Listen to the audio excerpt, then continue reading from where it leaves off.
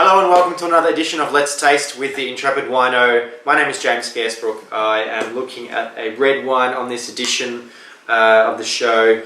I am looking at a Yarra Valley wine from Billanook Estate, which I think is based in Churnside Park. And it is a Barbera from 2013. Barbera being an Italian variety from the Piedmont region, particularly well known from the Langhe, Alba Asti. It is a variety that has been in Australia for a while now. You do find it in a variety of different regions. But it's fairly prominent in South Australia, more than in Victoria, I think.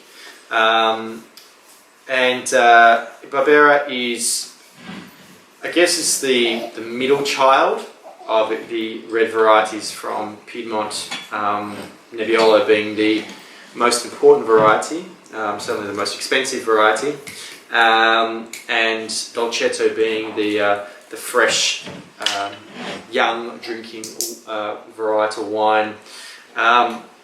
So I'm quite interested to see what this is like. This was given to me by son of owners, Nick, who is one of the owners of new wine bar and shop in Richmond called Atlas Vinifera, where you can buy this wine as well as lots of other ones. This one is $22 at the shop, so I'd recommend going and paying a visit. It's a lovely little new shop with a great range of wines. So let's have a look at what the Barbera has to say. Nice colour, not super intense, quite fresh and light. Quite exuberant on the nose. It has a nice kind of dark red berry, slightly sort of spicy, brambly kind of thing going on the nose. Yeah, it's very aromatic. Quite perfumed. There's a bit of a dried floral character as well. Not uncharacteristic of the variety, so that shows some promise. Let's taste.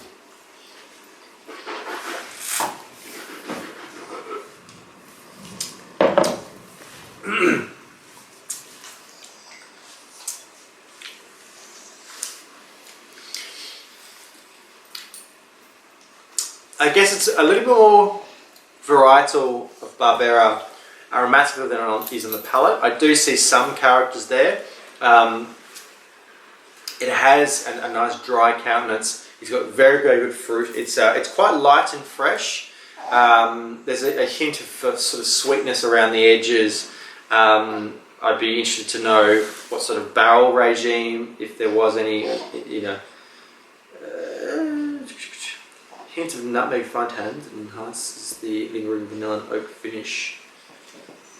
Doesn't say anything about the winemaking, but I dare say there was some time in barrique, probably not new barrique, which is giving it a sort of a slightly classic, newer, or at least Australian flair.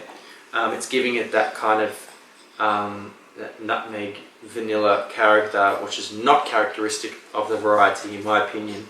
I think stylistically it's very, very good, particularly for $22. I think that's a really, really sound purchase. I'd like to see a wine like this taken to slightly more classic expression of the variety. It's not that necessarily it should look more Italian, but it doesn't sufficiently look different from, I guess, varieties that have been in Australia a lot longer. Classically French varieties like Grenache, or to a certain extent Shiraz. It has enough promise aromatically that it is a varietal character of Barbera, but on the palate it just looks fairly classically Australian dry red wine in a lighter expression, but still a very, very good wine for $22. I would recommend buying a bottle to have a look at what a cooler climate Barbera looks like. I think mainly the only other examples I know of in Victoria would probably be from the King Valley, maybe the Alpine Valleys.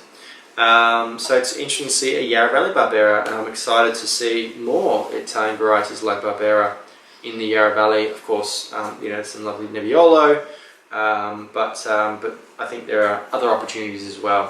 Thank you very much, guys. Obviously, thank you to Nick for generously donating a bottle to the cause of Let's Taste. Please get in touch with me if you would like to submit a sample for me to review on the show.